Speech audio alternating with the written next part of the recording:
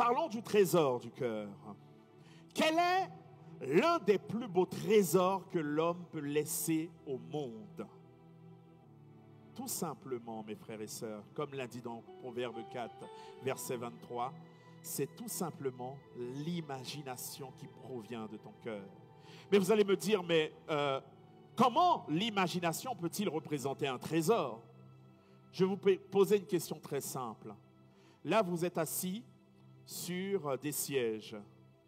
Ces sièges-là proviennent de l'imagination d'un homme. Vous êtes habillés. Les habits que vous portez proviennent de l'imagination d'un homme. Il y a une caméra. Cette caméra n'est pas arrivée d'elle-même. Elle n'a pas poussé sur un arbre. Cette caméra provient de l'imagination d'un homme. Et nous sommes en train de bénéficier de ce que des hommes ont laissé sortir d'eux. L'imagination qui est sortie d'eux est devenue un trésor pour toi et moi. Est-ce que nous connaissons ces hommes-là ou ces femmes-là où cette imagination est sortie de leur cœur? Non. C'est pour cela que Proverbe te demande de garder ton cœur. Parce que Dieu veut mettre dans ton cœur des projets. Il veut mettre une imagination que le monde va bénéficier. On ne saura pas que ça provient de toi, mais le monde entier bénéficiera de cette imagination que Dieu a mis dans ton cœur.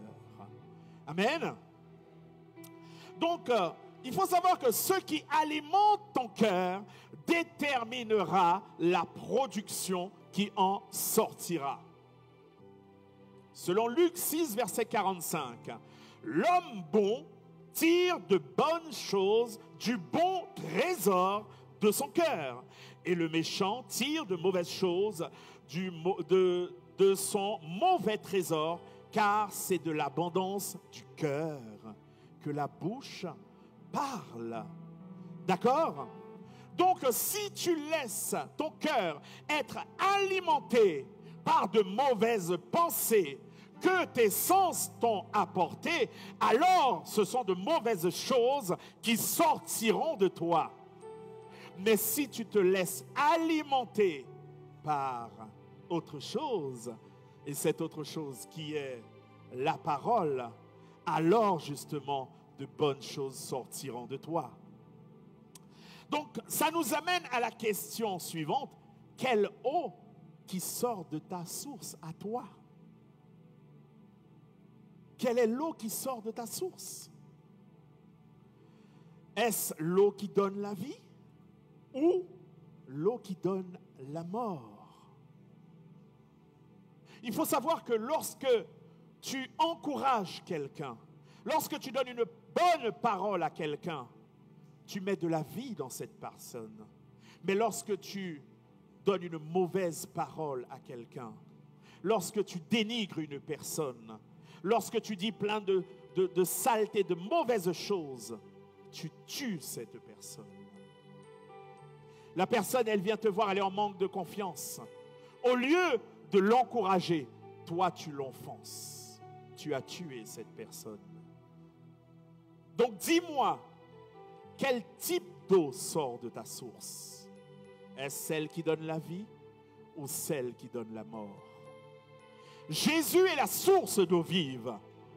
Pour nous les chrétiens, pour moi, c'est Jésus qui est notre source d'eau vive. Et si je suis là aujourd'hui, c'est grâce à lui. Si vous êtes là aujourd'hui, c'est grâce à la vie qu'il a déversée en nous.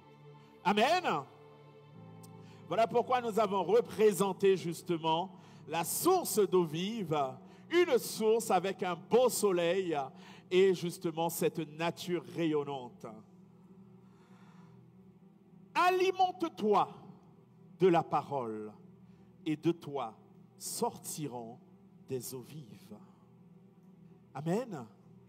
Si tu es un chrétien, tu ne t'alimentes pas de la parole, il te sera difficile d'avoir des eaux vives qui sortent de toi.